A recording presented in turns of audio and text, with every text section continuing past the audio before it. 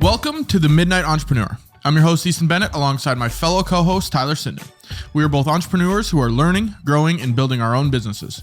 Our goal is to share our experience and knowledge to help you grow and become a successful entrepreneur. Strap in. Before we get started, if you have any questions or things you'd like us to cover, you can email us at themidnightentrepreneur@gmail.com. And if you'd like to join our business Discord where we talk about wins, business problems, or general questions, shoot a message and we'll get you in there. Tyler, maybe we should just cut out the Discord section of the intro. Hey man, your call. You're the one that does the intros. I'm fine with whatever. Yeah, because now it's kind of like a running joke. Like, I don't even know the last message that was sent in it. So it's kind of funny. Yeah, I mean, it's a running joke between you and I, but yeah, now everyone knows. Now everyone knows that. We've alluded to no one being in there before. So now the people really know. We've confirmed it. I know the rumors have been flying around that there's no one in it. There's some people in it. It's just not the most active. You know, it's just like a dormant volcano. What? A dormant volcano. You know, a volcano that's not erupting. Yeah. Okay. Yeah. I got it. But getting into the episode, Tyler, what is going on, man? We are filming this on Sunday night before the podcast comes out. This episode is probably going to come out a little bit later. I want to say from the top of the show, apologies on the late episode last week. It was done and completed on time, and I literally could not find a location where it would upload. The hotel in LA didn't work.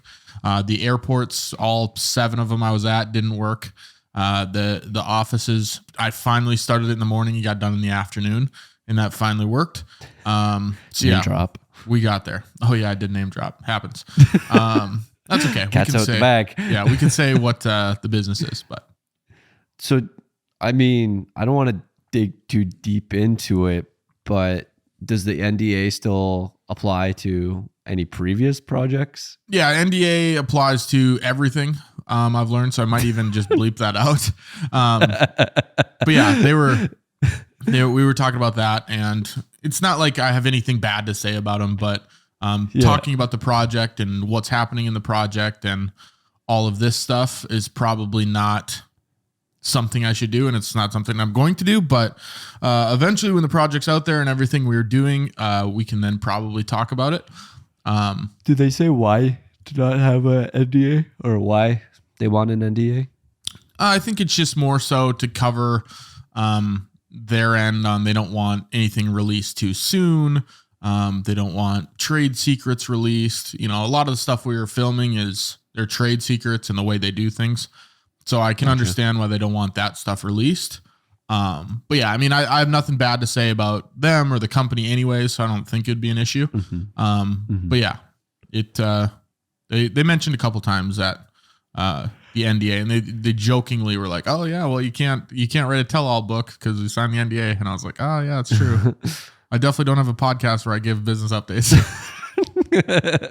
and talk about it. Yeah, so but you're gonna have to. I guess you're probably gonna have to bleep that out, but since you were kind of already touching on it, you want to touch on what you've been up to this last week? Yeah. So if you guys listened to last week's episode, it was the traveling for work episode, and perfect timing because I was traveling to LA and it was a nightmare. I was supposed to leave on Sunday. The flight was supposed to be at 5:00 out of United. Got pushed back to 8:00. So then I was going to miss my connecting flight. Went through United to rebook me a flight out of Denver Monday morning.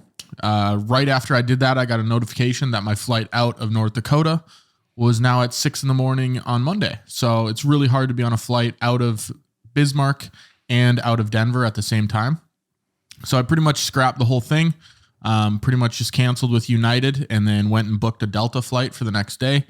I should have known from the beginning. I learned in business class when I was in high school that United breaks guitars.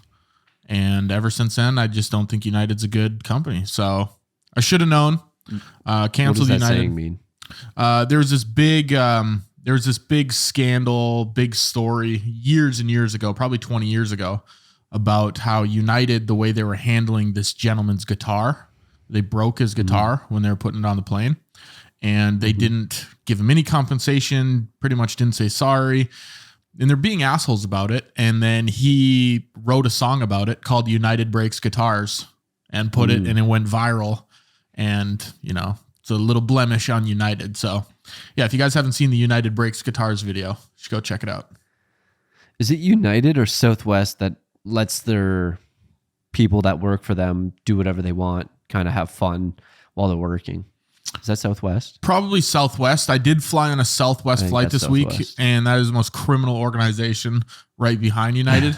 Not because they're a bad company or anything, but there's no seating arrangements. Like, you don't have an assigned seat. Whenever you check in for your flight 24 hours before, the first people to check in get the best grouping. So it just starts with Group A, Group B, Group C, and then it's a free-for-all on the plane. You walk on and you sit wherever you want. And yeah, it's funny because one of the last flights I was on, we had to book a last-minute Southwest flight, so we didn't get a check-in 24 hours before. And I walk on the plane, and all of the window and all of the aisle seats are taken down the whole plane. So it's pretty much like pick whatever middle seat you want. And it's funny because I was like, oh yes, there's an aisle seat, which I prefer the aisle seat. There's a flight attendant sitting in the aisle seat. So I said, is anyone sitting there? And she's like, no, I have no idea. I don't think so. So I said, awesome. So I threw my bag up top in the overhead bin. I sat down in the aisle seat after she stood up, and she goes, oh, I'm sitting there. And I'm like, what do you mean you're sitting here? She's like, I'm not a flight attendant. I don't work for this company. She was a flight attendant for a different airline that was just on Southwest. So I was like, what the hell? You didn't say that. Right. You said no one was sitting here. So I was a little upset about that, but nice little 45-minute flight, so I can't complain. But yeah, traveling was kind of a nightmare. Ended up getting there on Monday through Delta.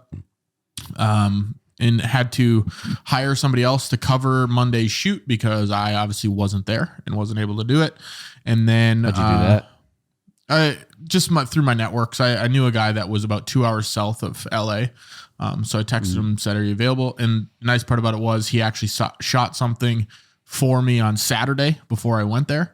So I just said, hey, are you also free Monday? Because my flight just got canceled. And he was. So big ups to have him help out with the shoot. It's pretty good. And then the rest of the week went pretty smooth. No more flight issues. I did fly first class for the first time in my life on the way back to North Dakota. Big shot. And the reason I did that is because it is a 4-hour flight from LA to Minneapolis, and the only seat they had was row 34, the middle seat. And I said, there's no way I'm sitting in the middle seat for 4 hours. So it's $300 to upgrade to first class. And I tell you what, I understand why people write songs about it and why people enjoy first class. Was it worth it? I think so, for sure. I mean, $300, business expense, whatever, right? At the end of the day, I'm like, worth it. All of the rest of the flights were covered from the budget of the actual project. So this was the only flight expense that actually came out of my pocket, $300. But yeah, I didn't realize that they bring you a meal. You get a full blown meal. My flight was at like 8 a.m. So they brought me breakfast, a nice croissant, a full bowl parfait, fruit. And I'm like, God damn, this is really living the life here. So yeah, I definitely soaked it up for about 4 hours. And then my flight from Minneapolis to Fargo, I went back to the peasant seats and I was in the back of the plane. But yeah, I can understand what you take back. Do you take back what you said last week about first class and working on an airplane and all that stuff? Oh, dude, I actually got some work done on the airplane. It was incredible. So I understand. I do understand if you have the room and if you can fly first class, I get it, right? It's awesome. So yeah, definitely do that if you can. But if you're, crammed in the back with the peasants and you're got your knees in your throat, that's when it gets a little harder. Yeah, sounds like it. But I mean, I make it work. It's not the best. Extremely crammed, like you say. Not ergonomic at all. But no. You gotta make it happen. Yeah. So, but it was nice flying first class. Now it kind of gives me the motivation to how can I fly first class every time I fly. So it puts a little spark in your ass. They talk about that a lot. I feel like we've talked about it on this podcast. Where experiencing it and tasting it a little bit. Go and rent that car that you want, your dream car, or go in those neighborhoods that you want to buy a house and experience it a little bit. A lot of people talk about that all the time, where you got to go out and experience it a little bit. And then it starts to make your mind journal a little bit. It's like, okay, what do I got to do to actually get here? Yeah. And then it's like, okay, I got to actually do work. Is like, if I'm on my current path, that's what I did when I was in Florida. I think I probably about a year ago when I might have talked about this was when I was on my runs, I would go through those rich neighborhoods, past these massive houses. I'm like, damn, those are some nice houses. And it just makes you think.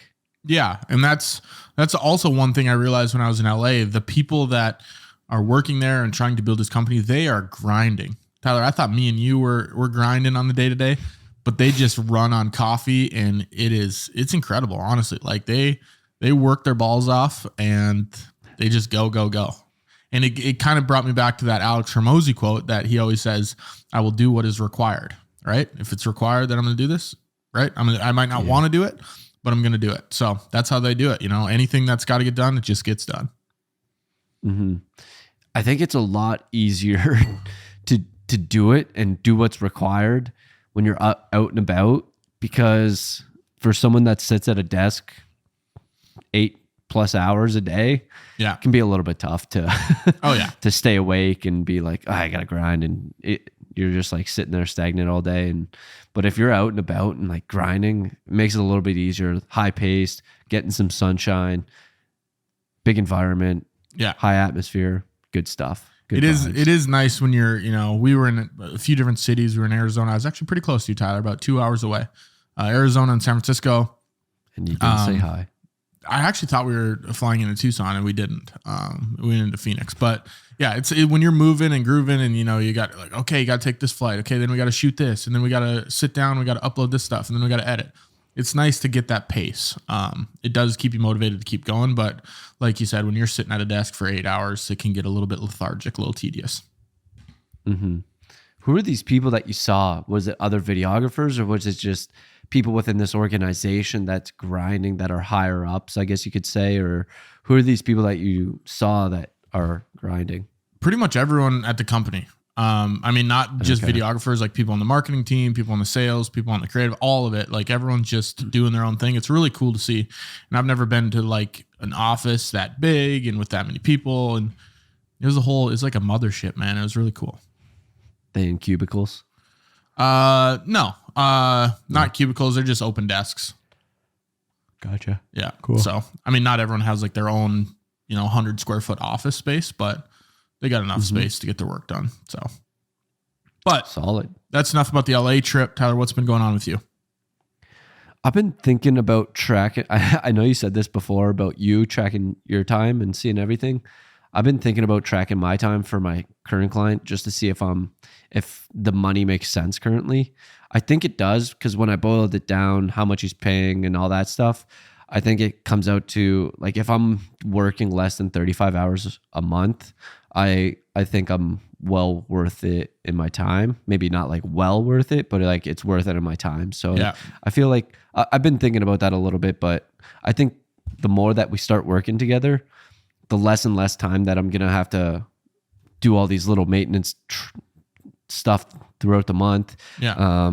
I know the first month there was a lot of that, but I think the longer that I'm working with him, the less time I'm probably going to have to spend with him, because I'm also learning the industry as well.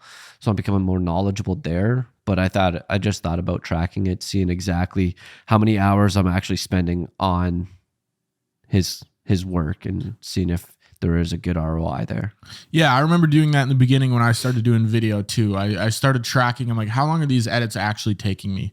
How many hours did I actually spend on that shoot? How long did pre-production actually take me? Because then you can get down to, maybe I'm way undercharging, or maybe I'm right in this sweet spot where, I'm making a bunch of money, if you calculate to hourly. So I think that's super important to do in the beginning. And that's where you're in the stages where you're kind of working through those clients. So yeah, if you're not already doing it, I would suggest doing it.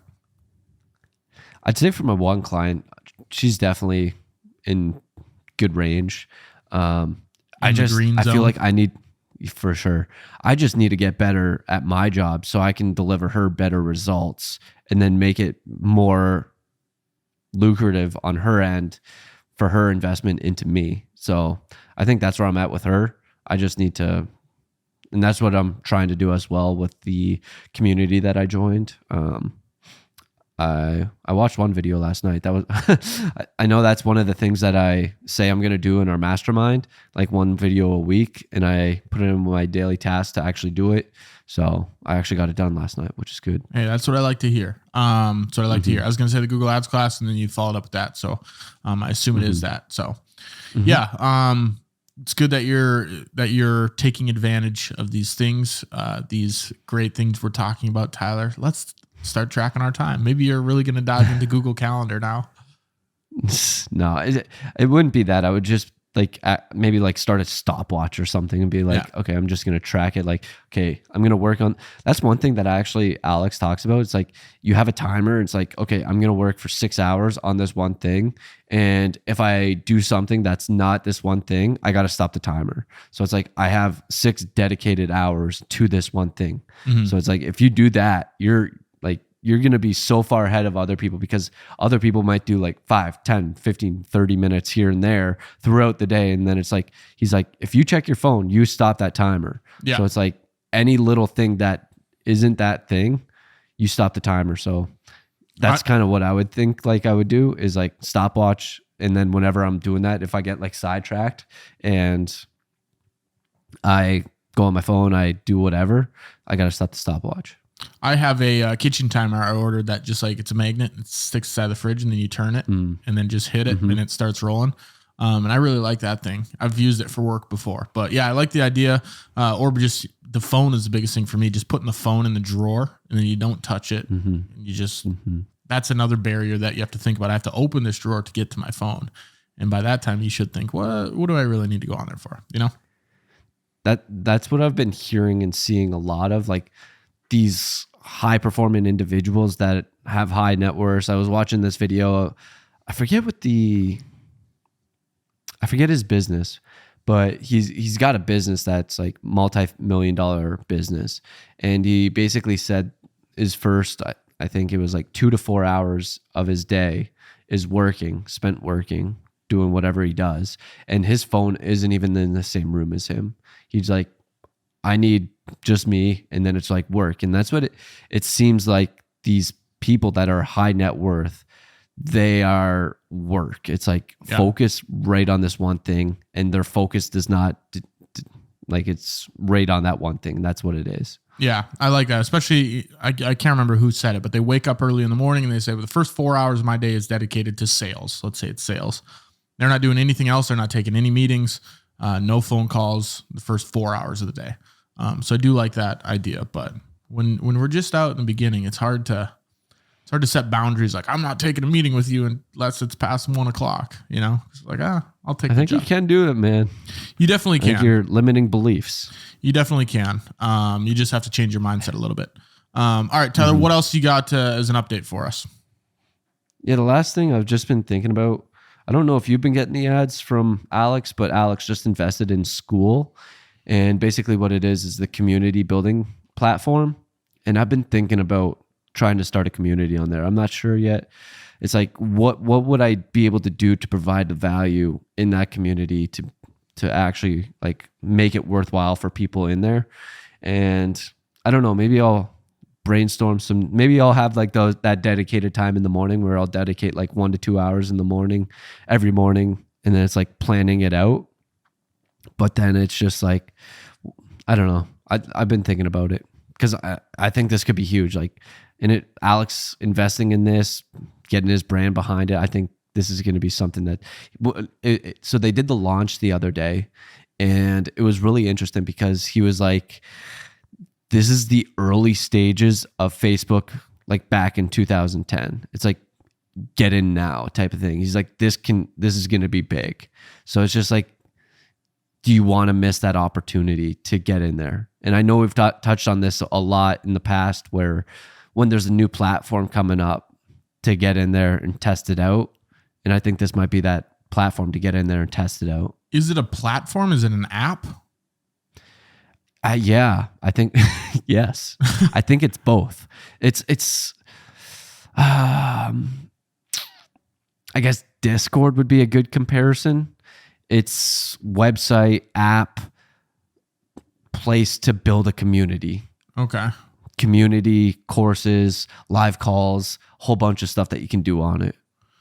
I'll have to check it out. I don't know enough about it too. I've been invited to a community already, and I don't know enough about it to really ask you any questions or give feedback. But yeah, definitely something that you people should maybe look at. But I don't want to try to answer anything where I'm not knowledgeable about it. But maybe we'll do an update on.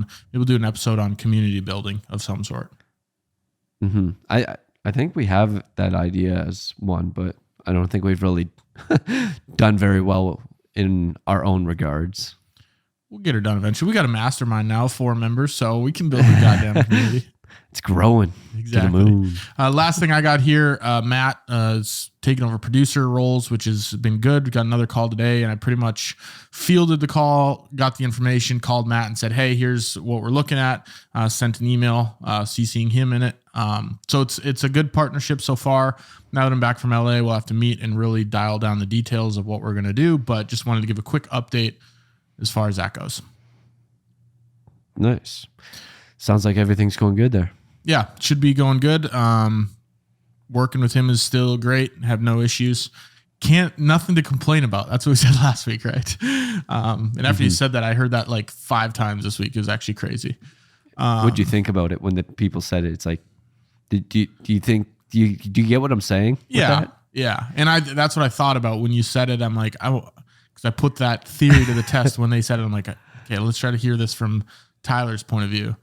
I don't think people are trying to find something to complain about, but I did. I'm like, yeah, I think it's just one of those sayings that people are like, this is a living the saying. life. Yeah, living the dream. Right? Another it's day, like, another dollar. Yeah, it's like you're not living the dream, right? You have 9 to 5 and, you get paid less than what you want to get paid.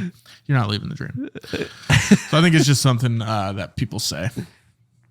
Yeah. Tyler, let's dive into this week's topic. We're going to be talking about managing client feedback, managing client expectations. How did this come about? I know you texted me that we wanted to do this topic. Have you been getting feedback from clients recently? I know you've got a couple new clients. What's that process been like? Yeah, there's a point that I put up later in this doc. I did receive some feedback, and I'm pretty sure I touched on it briefly on a previous episode. And basically what it was like a novel of him giving me feedback and also some other edits from past edits that they've wanted done on the website. So it made it look like it was a lot worse than it actually was from the edit side, from like what I gave him on the deliverables. So that's kind of what it made me think about that. And that's one thing that at work, like the 9 to 5, quote unquote, is setting expectations and setting client expectations. That's one thing that they've been focusing a lot on. Like if they ask us to do a website update, not showing that, hey, we got this done in 1 hour, and then, then they expect that every single time. It's setting the expectation that, hey, no problem, we'll get this done within a week. Yeah. So it's like setting the expectation of, okay, we can do this. It's not going to get done right now, but we'll get it done. So that was just one thing that kind of came up with me with this client, and he just gave me a whole bunch of feedback. And the thing with the feedback is it ended up being good feedback for me, just because what I gave him honestly could have used his feedback, because it honestly wasn't top notch. So when he gave me the feedback and then I had made all the edits that he said to make, I was like, okay, yeah, this does look a lot better. So that's kind of where it came from. Yeah, and I like what you said at the beginning about setting expectations, because I think that's one of the bigger things when you are dealing with clients and their feedback and fielding their wants and needs or whatever requests they might have, is you have to make it reasonable and sustainable that you can do in the long term. Like you said, if you can get it done in an hour this time, that doesn't mean next time you can get it done in an hour. And that's one thing I struggle with a lot of the time is someone asks, hey, can we get this edit done by Tuesday? It's like, yeah, I can. But then the next time comes around, hey, they just start the project and start the request with that time frame in mind. Mm-hmm. And that might not be your full-time time frame, right? It might actually take you 3 weeks, but just you had some extra time the first time you did it. So that's one thing. Or I think one thing, if they're like a first-time client or they're like new with you, you're trying to set the bar really high. So it's like, I'm going to try and go above and beyond and let you know, like, these are kind of like our standards or our expectations. And like, we can do that. So it's like, you might be trying to like go above and beyond for them is basically what I'm trying to say. Yeah. And if you go above and beyond at the beginning, so they're happy and excited, you want to make sure that you can still maintain that, because if you're blowing your load out of the gate and then you know, towards the end of the race, towards the end of the contract, whatever it is, you're slowing down and you can't fulfill that, that almost looks worse. So yeah, that's definitely something that I've been working on, is setting realistic expectations. Even when someone says, you know, how long is this edit going to take, or the editing process, I like to shoot a little bit higher. It's always better to deliver it under the time frame that you gave them, rather than, hey, yeah, we'll get it done in 3 to 4 weeks. And then you're at the end of week 4 and you're like, shit, I haven't even started the project yet. So yeah, setting those realistic expectations. And I think it's crucial that you do it from the beginning. It all starts with your framing. And where I started is in the contracts. Tyler, do you, with your recent clients that you've had, I know you're early on, but have you done any framing in the beginning of any of these client meetings or client calls? I wouldn't really say I have. Have you? Yeah. And could you give me examples so you could help prepare me and hopefully do a better job? Yeah, this is a great little school. This is our community, SKOOL. But one thing I like to do is in discovery calls, if a client calls and says, hey, here's the project we're looking for, I like to frame it with like, okay, I'm going to ask you a bunch of questions to get to know about your business before we can give you any more information on our side. So, right, that's how you frame a call, whether it's any call. You just want to tell them at the beginning, what is this call about and what is the expectation we're looking to get at the end of the call. That's one thing I like to do. If I go into a strategy call, I like to remind them at the beginning, hey, this call is going to be about the 3 strategies that we talked about putting together on our last call. And at the end of this call, we want to give an idea of which strategy you're leaning towards. So then in their mind from the very beginning, they know, okay, at the end of this call, they're going to ask which one of these 3 that I like the most. We're not tying them to the project, but at least we get a general idea of which way they're leaning. Whereas if you don't frame it that way, and then you get to the end of the call and you're like, okay, so which ones do you like? They almost have that out to say, oh, we'll think about it and we'll get back to you. But if you frame it at the beginning and then you say at the very end, okay, like we mentioned at the beginning of the call, you can always use it as a callback.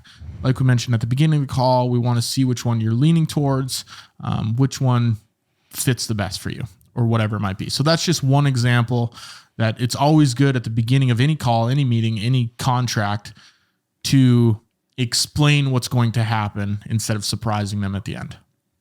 So it's kind of like a problem and then solution. Yeah. In that regard. And it doesn't necessarily have to be a problem. One thing, contracts that I really like to do, I like to make sure that in the contracts, the specific things that have come up later that I've went through, like people wanting the raw footage, right? That came up a lot of times. And now I just start framing that when I talk about the contract. I say right here in the contract, we own the raw footage, you own the final video. So then once you frame it that way, they can't come back 3 weeks from now and say, well, why don't we have access to the raw video? And I could say, well, do you remember when we talked about in the contract XYZ? So I think just talking about it up front, lay it out as best as possible. And an easy way to put this, instead of like the framing and this and that, just be as transparent as you can. I would just lay out all of the terms, all of everything that's going on. Don't assume that the client or the person you're talking to knows what you're thinking. Even if it's super simple, in the contract, if you guys agree upon a project being $5,000, say, okay, the total project budget is $5,000, just so everyone's on the same page.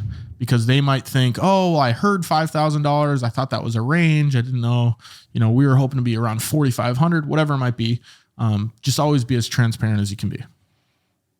Yeah. So I'm trying to think of this differently, because a lot of what I have in my contract, so for my work, 9 to 5, they actually lay it out like a time. It's like, okay, this specific task, you're allotted around 2 hours is what they say. So that's what I'm thinking about with mine, where it's like, okay, I have this task.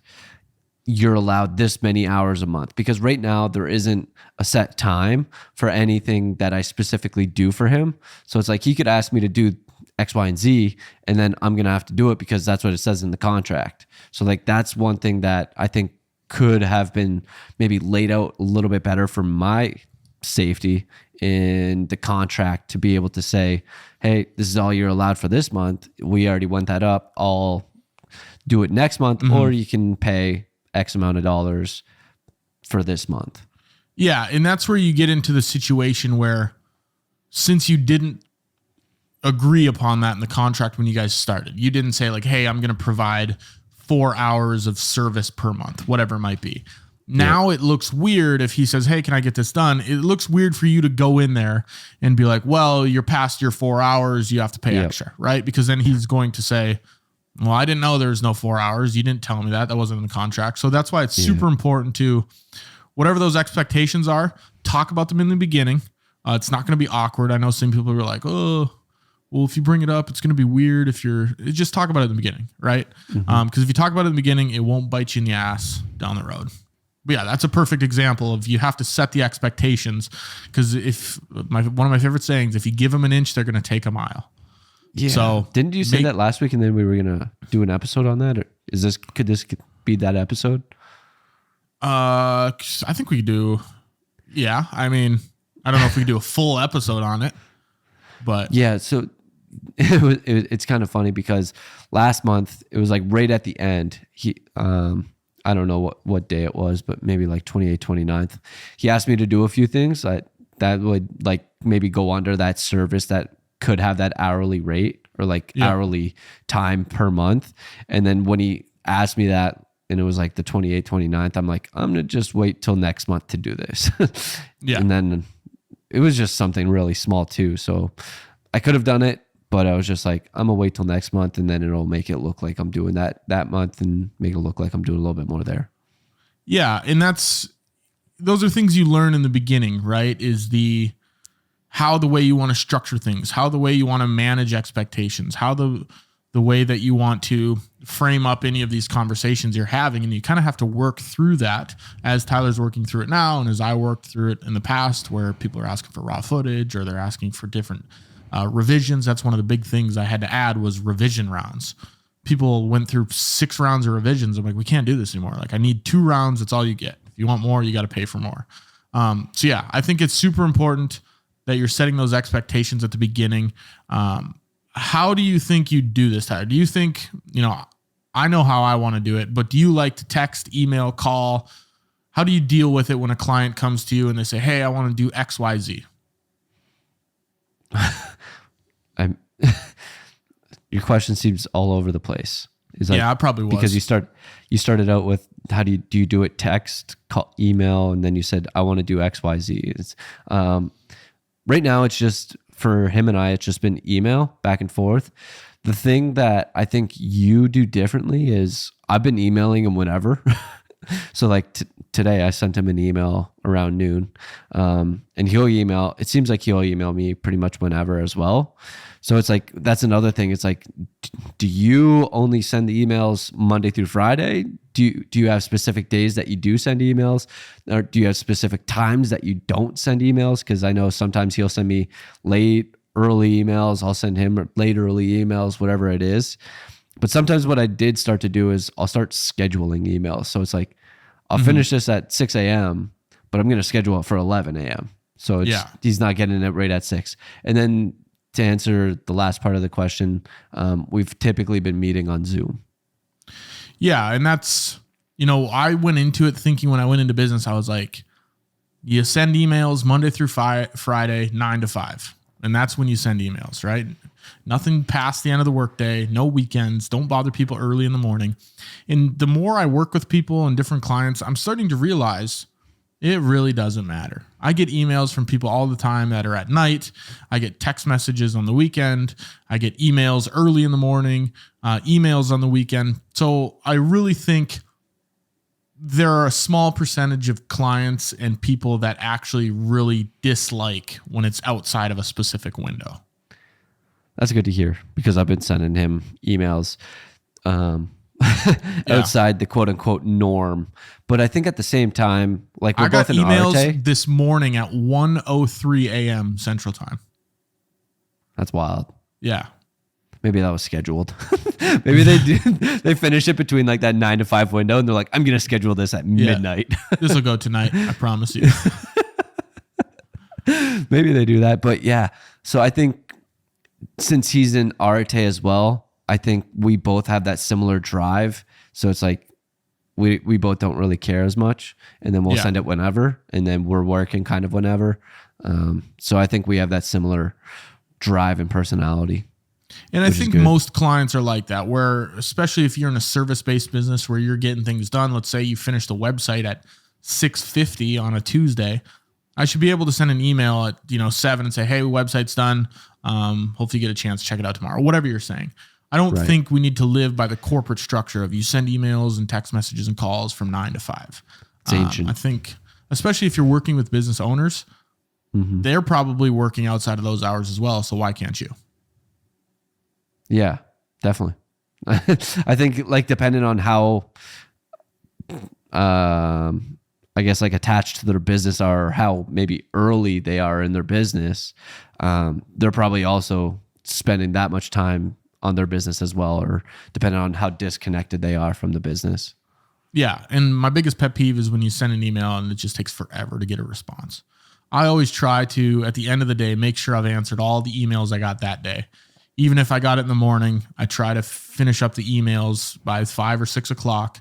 So then I'm starting the day on the right foot. Because if you go 3-4 days without an unanswered email, it's like, what are you doing, man? How many emails do you have in your inbox? So do you have do you try to answer? I do try and answer within the day. And depending on how many exchanges we've had, I might postpone it or prolong it and be like, okay, maybe like I'll get it at, like we've had like 5 or so exchanges. It's like, I'm going to schedule this one for bedtime. So I'm not going to be getting back to it if he does reply to this one today. So yeah, I do try and get back within the day, at least the first one. Second and thereon might not be as much, but I do try and make sure everything's cleared throughout the day. And before I do head to bed, shoot, I forget what I was going to ask. I know you had a question, and then I asked you a question. I was like, he's going to lose it. Yeah. Do you remember what I said? No, I don't. I don't even know if you started it. Yeah. Oh, well. If it comes to you, you cut me off, and I won't take it as a bad thing. Okay. So we touched on expectations, client expectations a little bit, how to manage those. Now that you have the expectations set, how do you manage feedback? Tyler, I can't remember if we talked about it on the podcast, but you had an extensive list of feedback for your client that wanted changes. Mm-hmm. How do you go about, maybe tell us what your emotions were like getting a longer list of feedback, and then how you handled that list? It was really annoying at first, especially like if you saw, I showed you like how long it was, but if you saw how long it was just like, man, fuck this guy. But then like once I started going through it, I just like task by task by task by task. Like you're obviously really annoyed, and it wasn't that I was mad that he's criticizing some of my work. It was just like, man, this list is long. That was probably the worst part about it. So honestly, I was a little bit annoyed, but once, like I said earlier, once I actually got it done, once I saw it, I was like, okay, it looks a lot better now. It looks a lot cleaner. The feedback was really well warranted, and I think it did help a lot. What do you think? That's exactly what I was going to say is when I used to get feedback like this, I'd always get super annoyed, or I'd get frustrated. That's like, I can't believe you want feedback. I thought the video was great. And you can't take that personally. You have to take their feedback with a grain of salt, that it's not a personal attack against you, that you didn't do it right, or that they want all these changes. They're looking out for their best interest, wanting it to be the most perfect product, and they're just giving you their thoughts on how they can get it there. So they're most of the time, 90% of the time, they're not actually upset with what you did. So taking it personal, you don't want to do that, and getting frustrated, that's not the solution. Because like you said, at the end of the day, after you do make the revisions, most of the time they're super beneficial, and it actually does make the project or service way better. Yeah, that's definitely what happened with me and my feedback that he provided me. It turned out a lot better. Website looks really good with his feedback. So yeah, I'm glad he did give it to me. And at the same time, that just helps you out because it just helps you get better. It's like if you never receive feedback, that means you're perfect and no one's really truly perfect. So it's like it does truly benefit you as well, learning from other people and then just taking other feedback. It's like, oh, that's cool. Like you're seeing it in a different eye type of thing. Like for you, video can be really subjective. And when you're seeing it, when you're getting feedback from someone else, it's like, yeah, I'll take that into consideration. I might not apply it or do anything with it. It's like, but it's cool to see it from someone else's perspective. Yeah, it's a good learning curve. It's a good learning experience to take what they're saying and say, is this actually warranted instead of immediately getting frustrated. One example, when I color videos, sometimes I might think the color grading looks awesome. And then they come back to me and they say, hey, the video looks too warm, right? Can we cool it down a little bit, put a little bit more blue into the image? And I might be upset, but then after not seeing the video for a couple days because the edit's finished and then I go back and look, I might think, okay, yeah, that's, that makes sense. The video is too warm and I just didn't see it because I was so locked into the project. Where it's good to get a third-party set of eyeballs on something to get that feedback. And then you have that learning experience for your next project where you can make sure, I'm going to double check, make sure that this problem that happened with the last client doesn't happen with this one. So it is good getting that. And like I said, you just can't take it personal. How often when you receive feedback, would you say you actually apply what they say to you? So for that example, well, this is too warm. Do you always go back and change it to make it cooler, or what would you say you typically do? Yeah, at the end of the day, like they say in the retail industry, the customer's always right. At the end of the day, the client is paying for this product you're giving them or this service you're giving them. So it's their say, it's their call. If they want it that way, awesome. Unless they're making a total travesty of it and you don't want to slap your brand and your name on it, that maybe is a different story. But at the end of the day, if they want it, if they're like, hey, it looks too warm, looks too yellow, you can change it and say, okay, that's fine. It's your decision at the end of the day. So most of the time I do handle all of their feedback and make any changes that they want to. Sometimes it's frustrating. I just had a video where we put the whole video together and they wanted the change of part of the voiceover. They wanted it to be a different voice. And then after that, they came and said, oh, we also want to change the song. And I'm like, okay, well, that's a harder edit because the whole edit is to the song we chose. So that's gonna add a lot of time. So things like that are something I give a little bit more pushback on. But if it's something like, hey, we don't like this shot, take the shot out. Maybe I really liked it, but they don't. Cool, take it out. Yeah. Or hey, we don't like this transition, take it out. Those things totally fine. But at this point, most of the videos I send out and the work that I send out, the revisions I get are very minor. Like, we don't like this shot, or can we switch this spot out, or we can't have that person in the video. They're very minor things where it's not something drastic, like, we need to redo this whole video. Mm-hmm. Do you ever give them, be like, hey, these are a few songs, choose which one you like? Or is it just all you? Do you ever do that before? Me. I have done it before, but it just adds another step in the process of, hey, make a decision. And I don't like that because at the end of the day, most of the time they don't pick the one that I think is best for the video anyways. And they're getting it as just a straight up a song. They don't have any visuals in their mind of what the edit's going to look like. They don't know the pacing. So most of the time I have an idea like, hey, what kind of music do you like? Is this a country, more so a country song? Are we going heavy metal? And I can get a genre, but adding that extra step in there, majority of the time, it just puts the project off on the wrong foot where I'm like, okay, this song sucks, but this is the one they chose. Now I got to edit this video. It's going to suck even more. So I try to avoid that as much as possible. So when they say the customer is always right, do you agree with that? Do you have thoughts on that? What do you think? I don't agree with it. No? I think people resort to they just say, okay, the customer is always right. That's the saying. We're going to go by it. But I think internally, they just allow them to be right, and then they know, okay, that person's wrong, but we're just going to do the right thing. What are your thoughts on it? Do you think the customer's always right? I think you worded that well. So I guess I would say yes, But then I would change it to what you said, that sure, they might be wrong, but right now in the circumstance, we're making it right by doing good to them. And then it's just like, okay, you're right. We'll give you this. Maybe it's like, I don't know, their burger wasn't fried enough, or and then they want it fried more. So it's like, okay, you're always right. And then you just go, it keeps one happy customer, and it's like that lifetime value of that customer, because you said, no, you're wrong, and they never come back, versus, yeah, you're right. Go switch it out, come back, give them the burger. They'll be coming back. They'll be happy. They had a great experience. So I do agree in that sense. Like, they might not be quote unquote right, but in that circumstance, you make it right for them. Yeah. Internally, you can always decide whether or not they're right, but the customer should always feel like they're right, or the client, whatever it is. You might think in your head, you're like, yeah, that is the most whack thing I've ever heard, but at least hopefully to them, they think they're right. Because at the end of the day, it's not that big of a deal. It's worse if you maybe give them what they want, but you also let them know, hey, you're wrong for this, by the way. Then it just gets into a hairy situation. Yeah. So, you did open my eyes a little bit there. I like that, the way you phrased it.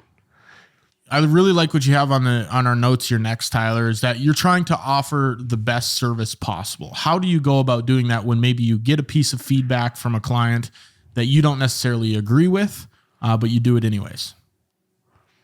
I think I was just saying that I want it to be the best it possibly can be. And I think this goes back to the customer's always right circumstance, where it's like, okay, I got to make this to the best I possibly can, and I have this high standard that I need to meet. So it's like, if they have this feedback, I need to listen to them. I need to be able to implement what they're saying and make it the best possible product, because I have these standards that I want to be able to meet. So I think it's just being like the best that I possibly can with the service that I offer. So it's like, if they give me feedback, that's great, because that's only going to make me better. And obviously, like, me saying that, it's like, sure, you would expect that it's going to be quote unquote perfect, but at the same time, we're never perfect. But at the same time, I think it makes you realize, okay, in the future, I might need to be a little bit more careful sending them stuff that's not quote unquote up to standards. Yeah. And that's where you need to take that feedback, like we said at the beginning of the show, even if you maybe don't agree with it, or you think you're looking at it a different way. If that feedback that they're giving you is going to make the product best for them, then that means that's the best service that you can provide for them. Because if you say, I don't want to do that revision, or I don't want to make that change, or whatever you want, you're then diluting what service you're providing them, because the way they're now viewing the service that you're giving them is that, oh, they don't actually want to give me what I want. This isn't what they promised. They promised that everything was going to be how I wanted it, whatever that might be. You always want to make sure to take that feedback, even if you don't agree with it, and make it the best service possible for them. I think also at the same time, going back to other businesses, because we're in a very specific industry, and there's other types of businesses out there, and you say like landscaping, the client's like not happy with what you offered. So it's like, okay, I'm going to come back. I'm going to talk to the client, be like, okay, what don't you like? What do you, and then try and fix it from there. Fix it that time. And then maybe next time you can come back and be like, next time, no charge. Yeah. Just trying to make it right for them, and always being, because like we're in a very specific type of like product / industry. So I think there's other types and forms of feedback. And I think just trying to be able to make it right for that client, because you got to think about the lifetime value and having them have a great experience with you. At the end of the day, it boils down to the relationship. And that's a good plug to go watch our relationship episode. I don't know what episode it is, but you guys can find it. And then Tyler will end. Go ahead. I know. I was going to be like, you can go ahead and find it. Yeah, go find it, motherfuckers. But we'll end this topic off here before we get to the business idea with one of Tyler's favorite quotes. Give it to us, Tyler, right there at the bottom. We're doing it right now. Oh, that one. How you do one thing is how you do everything. Yeah. At the end of the day, if you're being combative, if you're being combative with the feedback you're getting, you're diluting that relationship, and how you're handling that is how you're handling everything. So that might put, a mark on your whole business is going to be that way. So yeah, I really like that quote. How you do one thing is how you do everything. Even the smallest, finest, small things that you might be doing has an effect on your whole business. Literally anything in your life. How you do one thing is how you do everything. Like whether you pick up the shit after you use it, do you put it away? Do you clean up? Like every little detail in your life adds up over time, and that adds up in your work life, your business life, your whatever you're doing. It all adds up. So it's like how you do that one thing is how you do everything. And I kind of hate that I started listening to Andy because he's like so peculiar with all this stuff. And it's like whenever I see something that I know I should maybe do and I don't do it, I think about that for so long. Like there's I don't know if I talked about this on the podcast, but this is still in my head. There was this one time I was at the gym and there was a couple girls at the water fountain. I think they spilt water, and then they were all like, it was just two of them trying to clean it up, dry it up off the ground. And I literally walked by, stared at them, and I didn't help. And that still rings in my head. And it's like, man, I should have done that. And I thought about that for like the next 30 minutes. I'm like, I should have helped. You run back, you spill it again. You're like, I got it. I got you this time. Just like splash them all. It's like, here, wait. I didn't help. But yeah. And also I just want to throw this out there. Episode 31 is building relationships. Boom. Episode 31. Damn, that was a long time ago. 43 episodes ago. Cool. All right. So Tyler, let's hop into this week's business idea. It is on you this week. What do you got for us? Yeah, I don't really have a name for it, but it's just trying to think of like a massive business. And basically what it would be, you're probably going to have to start out small. And I think this just comes back to my health kick where I'm trying to get everything so natural, so not from a conglomerate, and where it's like all processed, or maybe they're injecting animals. It's like not proper, like Desiree, how she's feeding her animals properly, like grass-fed cows. Like you want your animals, the meat that you're eating, you want that shit good. So it's like coming up with this restaurant. You're using locally sourced and made whatever it is. So like maybe it's like you got a local farmer. So you have that connection there. And basically what it is, you're going to grow this, and then you have this massive logistics supply where you have these, like I'm trying to make it so it's not conglomerate based, where it's like where they're just like feeding and it's like so commercialized, and you're trying to find all these local farmers, and then you're building these relationships with say local farmers and local people, and then like all your restaurants, because I know each restaurant has to have that. Say McDonald's has that same standard where they have the same food, the same everything. So you got to be able to find and be able to have this whole logistic supply chain where it's like, okay, I got to find these relationships and build them. So it's like a really small start, but then it's a slow burn over time to build it out. So it's like you're all over the place, and it's like you can come in here and you're going to expect the best quality ingredients because it's all locally sourced, and these animals are grass-fed how they're supposed to be. They aren't injected with antibiotics or steroids or anything like that. So it's just trying to come up with this massive logistics supply where you're building these relationships, and then you're sourcing it to, maybe you're the logistics supplier, and then you're sourcing it to restaurants, or you're doing it all yourself, and it's like you're the restaurant, you're the logistics supplier, you're building that relationship, and that just adds an extra layer. But yeah, seems like you had a lot of time to think about this. Man, this health kick, like I'm looking at so many ingredients, especially right now, like going out on my own and actually buying my own ingredients and stuff like that. But yeah, what am I? I'm like 35 days alone here, man. Yeah. What else am I supposed to think about? You're like, God, he's getting weird, man. He's like, what if we did? He's like, hold on, hear me out. What if we did? Going a And I'm little like, cuckoo. oh, here we go. Somebody check on him over there. But no, I do like the idea because obviously the more sustainable you can have it where it is healthy products. A lot of the times you go to the supermarket and you look at a label and you can't really tell. It's like, I don't know where this is coming from, right? It might say it's healthy, but is it really healthy? And without doing extensive research on some of these things, it's hard to actually be able to tell. So I do like that idea. And then maybe they have some sort of approval process that to be a restaurant that has this stamp of whatever it is, logistico. I think you have on your notes to have that stamp, you have to make sure that you're going through a certain set of rules to qualify. Yeah, it's a big idea, but I don't know. Like you don't really know where these restaurants are sourcing their meats, their products, whatever it is.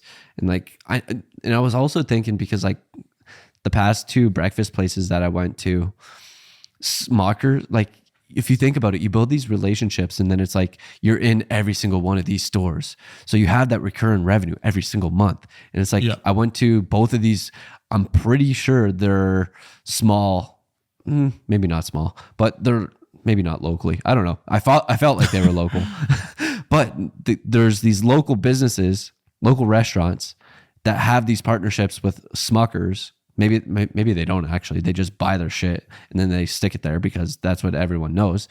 But every single one of these restaurants has Smuckers in there. Imagine you had all these recurring revenue sources of all these businesses because you have that best quality sourced materials or products, whatever it might be. It's just monthly recurring revenue. It's like Comes down to logistics. Comes down to cost, I think, because some people don't care about the health aspect. They just want the cheapest shit, right? If Heinz ketchup is cheaper than a local made one, then whatever. What's Golden Corral? Golden Corral is a buffet. Is it good? Healthy? Or no? It's a buffet. It's always packed here, man. How many buffets? It's like right here. Yeah. True. I mean, it's decent. I was thinking, I was like, I don't know how a buffet in America could be profitable. I don't know. All right. Well, I got to Americans. Tyler, I gotta cut this short. I gotta film another podcast after this, but I think right about the hour mark. See, my words are already losing me now. Don't forget your quote. You got about 6 lines of my outro here. So you got your quote to get up.